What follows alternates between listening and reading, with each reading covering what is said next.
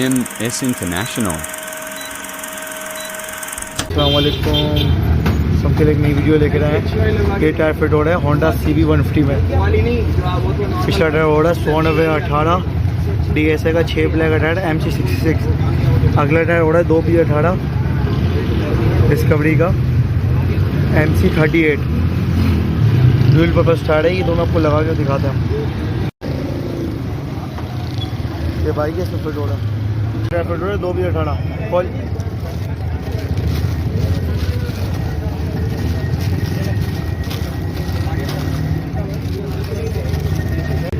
Fit ہو رہا ہے۔